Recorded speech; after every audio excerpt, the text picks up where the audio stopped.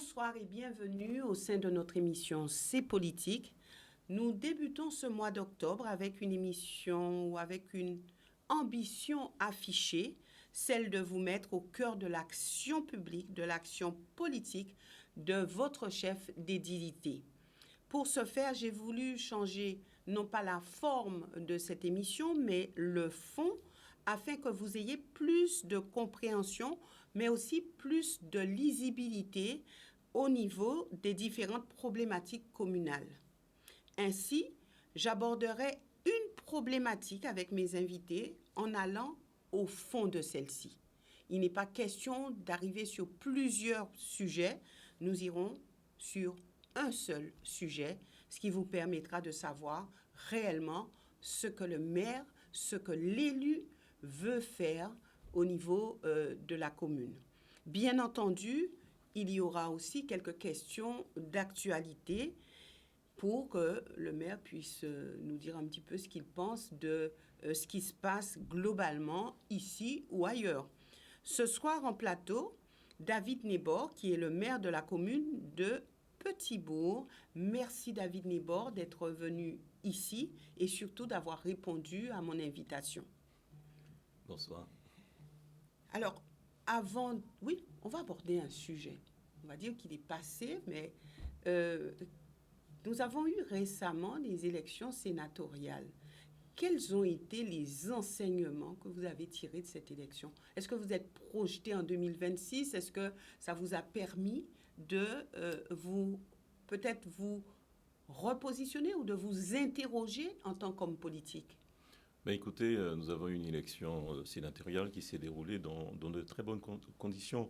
Nous avons eu des candidats qui ont voulu tous se présenter face aux grands électeurs que sont les élus municipaux.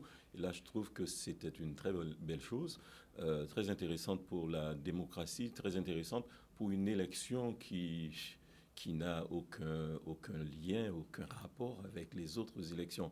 Alors, c'est une consultation très particulière.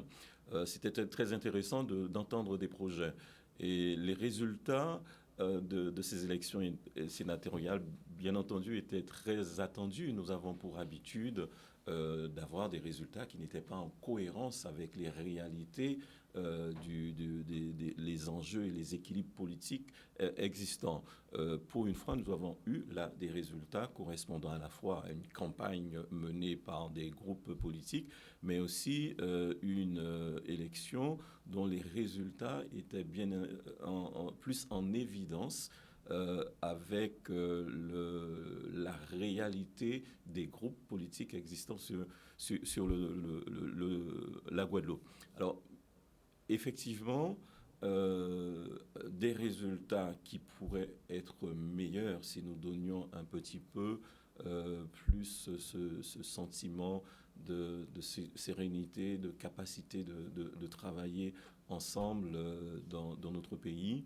En tout cas, c'est l'occasion pour moi de souhaiter bon travail au président, au sénateur Victorin Lurel qui s'est bien battu, qui a donc été réélu après une belle croisade, mais surtout aux deux sénateurs qui sont de la même équipe, pas municipale, la même équipe politique que moi-même du GUSR, donc nos élus des Abîmes et notre élu des Saintes qui aujourd'hui même font la rentrée parlementaire. Donc voilà, bon travail à tout ce monde. L'essentiel, c'est que tout ce beau monde travaille dans l'intérêt de la Guadeloupe.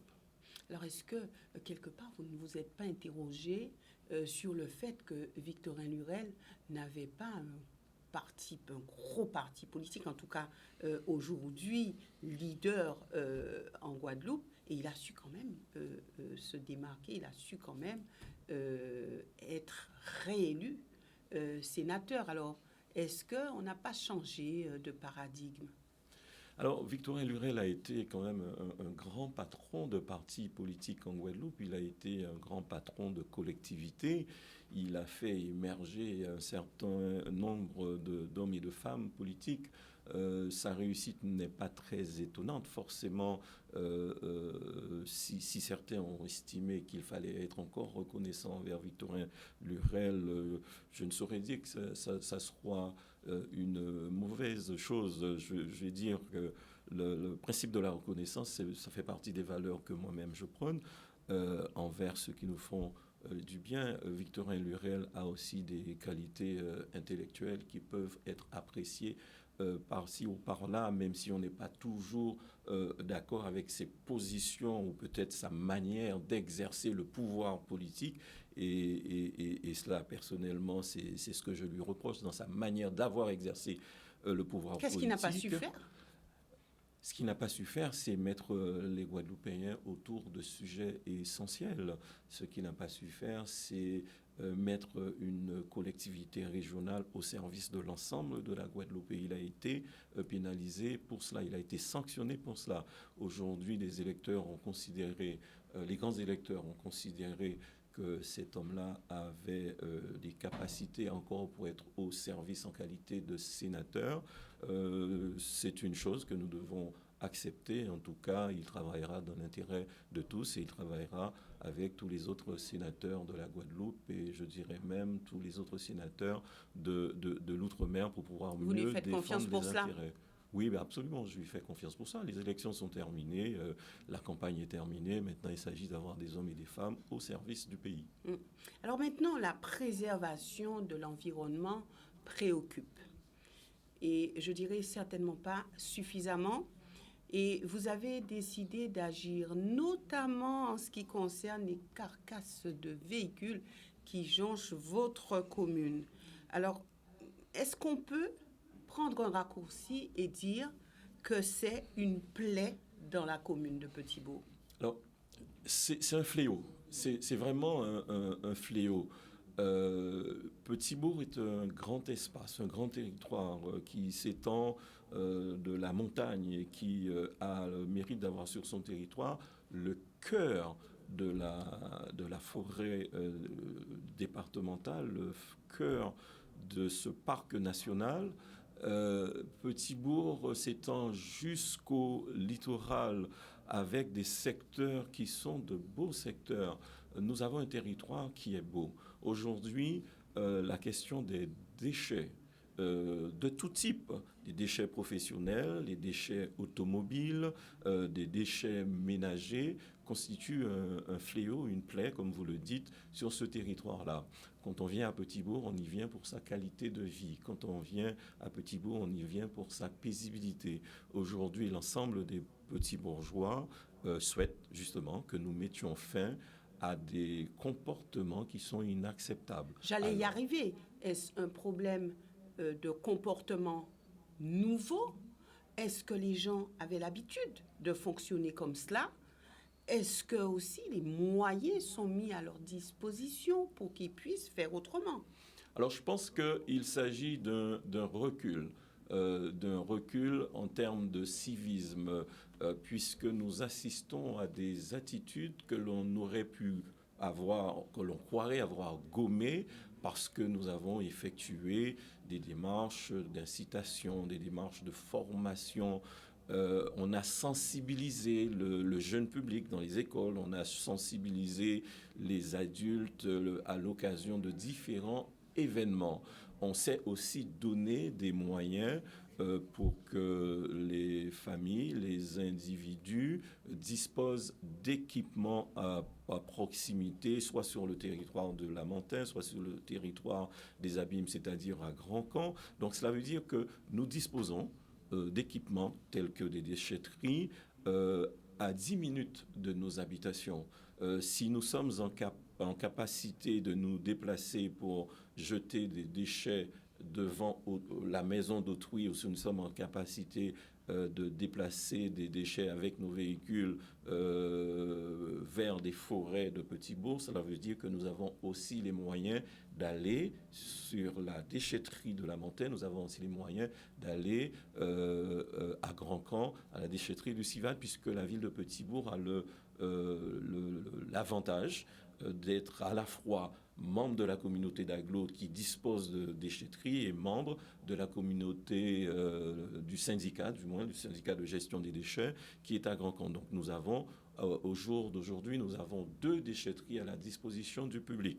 La 3e déchetterie qui est implantée sur le territoire de Petit-Bourg, dans le secteur de Rougeole, est une déchetterie dont les travaux seront achevés au mois de janvier-février. Donc nous aurons une inauguration de la plus grande déchetterie de la Basse-Terre qui pourra recevoir de nombreux déchets. Mais lorsque on a l'habitude de pratiquer les décharges sauvages, est-ce que on peut rapidement changer de comportement?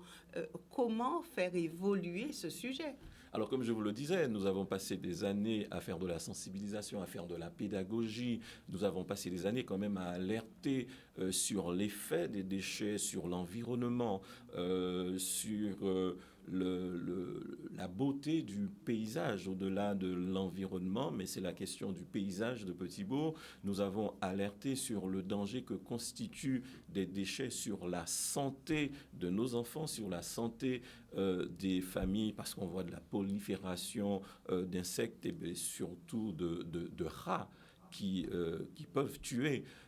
Aujourd'hui, la sensibilisation doit être poursuivie. La pédagogie doit être poursuivie. Mais aujourd'hui, on doit aussi se donner des moyens en termes de sanctions, en termes de police, pour pouvoir mettre fin à certaines attitudes qui sont inacceptables. Donc c'est ce qu'à Petit-Bourg, nous avons fait le choix. Nous l'avons prôné pendant quelques années. Nous l'avons dit en début d'année 2023 que cette phase-là est nécessaire pour mettre fin à des attitudes quelquefois qui relèvent pratiquement de la délinquance. Dans certaines zones de Petit-Bourg, vous avez des professionnels qui considèrent que Petit-Bourg, c'est le dépotoir. Donc, vous avez des zones qui sont à l'abri du regard et où des professionnels y mettent des déchets. Quel genre de déchets? Vous avez des déchets blancs, des machines à laver, vous avez des déchets verts qui sont transportés par des jardiniers, par différents professionnels qui rendent des prestations sur le territoire pour des propriétaires. Pour embellir? Ils rendent des prestations pour des propriétaires de villas qui les ont certainement payés pour pouvoir trouver la solution ultime pour ces déchets-là. Mais certains professionnels font le choix de mettre ça en bordure de route ou de mettre ça dans des zones naturelles telles que la plage de Viard, telles que la forêt départementale. Aujourd'hui, les choses s'aggravent. Nous retrouvons aujourd'hui même des VHU en pleine forêt départementale dans le parc, au sein du cœur du parc national. Et ça, nous ne pouvons plus le tolérer. Absolument, absolument. Donc, nous ne pouvons plus tolérer. La phase de sanction est arrivée et effectivement, nous nous sommes donné des moyens pour ça, des moyens humains, des moyens matériels. Et puis, nous collaborons avec la justice pour que ceux qui se font ceux qui se font répertorier à plusieurs reprises sur les mêmes sites ou sur différents sites, que le procureur de la République donne d'autres suites aux sanctions que les simples suites pécuniaires, les simples sanctions pécuniaires. Nous reviendrons tout à l'heure sur ces sanctions.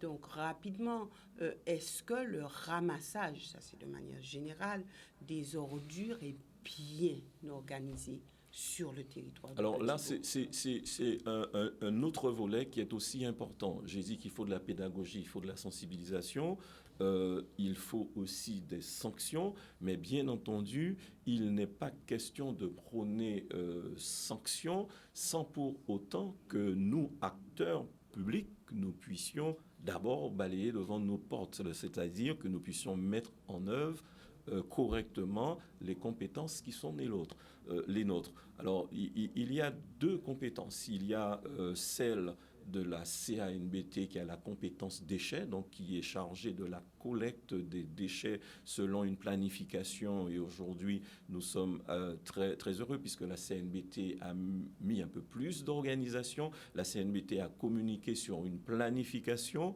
Nous entendons, avec le président de la CNBT encore, améliorer les choses pour assurer justement la ponctualité des intervenants et la régularité des intervenants pour que la collecte soit de qualité. Parce que lorsque la collecte n'est pas de qualité, les déchets qui débordent tombent dans la compétence du maire et deviennent donc à ce moment-là des déchets encombrants qui polluent l'environnement, et cela va relever tout simplement de la propreté qui est la compétence du maire. Alors, lorsque vous avez des situations qui se multiplient sur l'ensemble du territoire, c'est de la mobilisation de nos équipes municipales, et j'avoue que nous les sollicitons tous les jours pour pouvoir corriger sur notre territoire les situations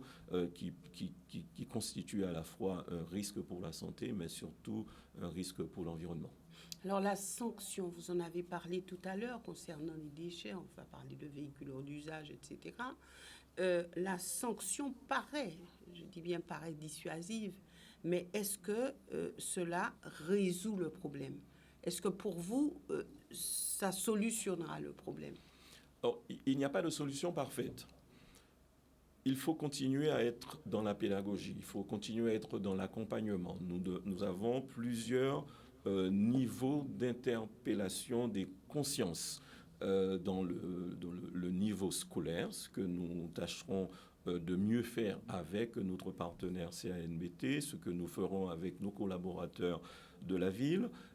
Il y a ce que j'ai dit tout à l'heure qui est vraiment mettre des moyens humains et des moyens matériels. Alors, pour que nous soyons plus efficaces, il faut véritablement travailler sur la conscientisation de tous les concitoyens. Parce qu'en réalité, la mission que nous remplissions en matière de propreté, en matière de lutte contre les déchets sauvages, ne peut relever du simple maire ou ne peut relever des 35 élus de la ville de Petit-Bourg.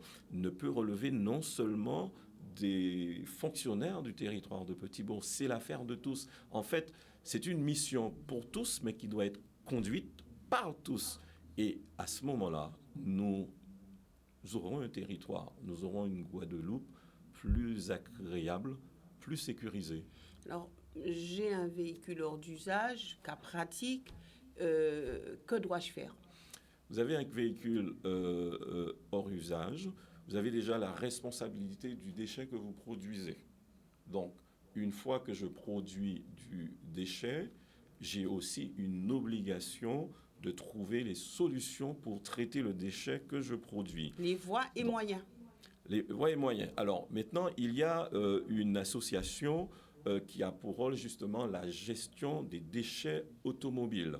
Alors, le transport du déchet, donc du véhicule, relève du citoyen qui saisit donc l'association et qui va permettre à ce que les portes des entreprises qui vont traiter ces déchets-là soient ouvertes. Et ça, c'est gratuit. C'est gratuit pour tous les citoyens. Aujourd'hui, la ville de Petit-Bourg, notamment, nous faisons des opérations et cette année, c'est déjà 150 véhicules qui ont été récupérés sur le domaine public. Nous agissons sur le domaine public, mais nous agissons aussi sur le domaine privé. Vous avez des familles qui font appel à la ville parce qu'il va falloir discuter, négocier avec d'autres propriétaires riverains qui ont laissé sur des espaces des véhicules, et ceci constitue des dangers pour l'ensemble du secteur. La police municipale a pour mission de faire de la médiation et, in fine, de trouver la solution consistant à sortir ces véhicules et les conduire vers les solutions de traitement. Donc, de la même manière que nous intervenons sur le domaine public, nous le faisons aussi sur le domaine privé lorsque ça constitue un danger pour la santé des riverains. D'accord. Alors, si, on va dire, après avoir fait de la pédagogie, après avoir beaucoup expliqué, des personnes n'obtempèrent pas ou font toujours commettent l'erreur, je vais dire, on va dire ça comme ça, de laisser certains déchets, notamment les véhicules hors d'usage, etc. Quelles sont les sanctions qui peuvent être prises? Alors, vous avez une sanction la plus faible sur le plan financier. La première sanction, elle est de 150 euros. Le montant le plus élevé est de 1500 euros. 1500 euros, le deuxième niveau. Le deuxième niveau est de 1500 euros. Lorsque l'auteur est retrouvé sur plusieurs sites ou sur le même site après avoir été interpellé, après avoir payer ces 150 euros ou ces 1500 euros, nous pouvons faire le choix de saisir le procureur de la République, qui lui va donner d'autres suites. Parce qu'il faut ça peut aller de... Ça peut aller par des peines au-delà du financier. Hein. Pourquoi? Parce qu'en réalité, déposer des déchets dangereux sur un site public, c'est à la fois une infraction puisque vous dégradez l'environnement, mais vous mettez en danger la santé ou la vie de d'autres personnes. Donc il y a des sanctions qui peuvent être prises par des juges après procès d'un individu. Donc nous avons la chance d'avoir un dispositif juridique et un dispositif de sanctions suffisamment important. Maintenant, c'est la volonté de poursuivre. Quand on a le sentiment d'avoir déjà beaucoup œuvré pour que certains individus se retrouvent sur le bon chemin, c'est-à-dire nous devons être en capacité de mieux vivre ensemble, de bien vivre ensemble, de mieux vivre ensemble. Et aujourd'hui, c'est tout cela qui est remise en cause par des comportements. Ce n'est pas que de l'incivilité. Il arrive que certains fassent le choix de la facilité et polluent l'environnement. Facilité et manque de responsabilité. Facilité, manque de responsabilité et puis manque de respect de l'autre. Parce que c'est déjà le respect de l'autre qui nous permet de bien vivre ensemble. Et ce sont toutes ces valeurs-là, ça, que nous devons aussi remettre en place. Vous me posez la question, parviendra-t-on un jour à tout gommer? Oui, mais il y a un traitement aussi sociétal. Il y a un traitement sociétal pour pouvoir avoir des hommes et des femmes en meilleure capacité de vivre ensemble, où le respect soit une valeur partagée par tous. Le danger pour l'environnement, le danger pour la santé des enfants, le danger pour la santé des adultes est vérifié dans plusieurs secteurs. Nous n'avons pas le droit de considérer cela comme étant une fatalité et nous n'avons pas le droit de ne rien faire. Donc, vous irez jusqu'au bout de votre je dirais pas ambition, mais de votre action, vous irez jusqu'au bout. Alors, ça fait partie des actions que nous avons à mener. Vous savez, nous sommes engagés en politique et nous nous sommes engagés à la tête de la ville de Petit-Bourg pour deux choses. Assurer un meilleur cadre de vie des petits bourgeois et assurer le développement de Petit-Bourg pour que les petits bourgeois soient en capacité de vivre, de manger, de consommer à Petit-Bourg et puis avoir des loisirs à Petit-Bourg. Nous croyons que le développement de Petit-Bourg doit se faire avec les porte-monnaies de Petit-Bourg. Et c'est pour cela que c'est tout le sens de notre engagement. Donc, la lutte contre les déchets sauvages est un des aspects de l'action que nous menons. Ce n'est pas l'essentiel de tout ce que nous faisons. Nous avons un territoire qui demeure un territoire de projet. Donc, nous avons des installations qui sont en cours de réalisation pour faire de sorte que la ville de Petit-Bourg soit encore plus attractive qu'aujourd'hui, qu'il s'agisse du domaine sportif, du domaine associatif, et puis qu'il s'agisse des activités nautiques, sportives, des activités culturelles. Donc voilà, nous faisons tout pour créer de l'activité, pour créer de la dynamique. Merci David Nibord d'être venu sur ce plateau. Nous aurons l'occasion de nous revoir tout au long de cette année, mais aussi de l'année prochaine, puisque, comme je l'ai dit en préambule, nous ferons par thématique. Donc aujourd'hui, c'était une thématique de la préservation de l'environnement. C'est un sujet qui vous préoccupe, donc nous verrons aussi d'ici quelque temps si vous avez pu sensibiliser suffisamment votre population et si ce dossier a avancé et si vous avez réussi cette action. Merci d'être venu sur ce plateau. Merci aussi à vous, téléspectateurs, de nous avoir suivis. Excellente soirée à tous.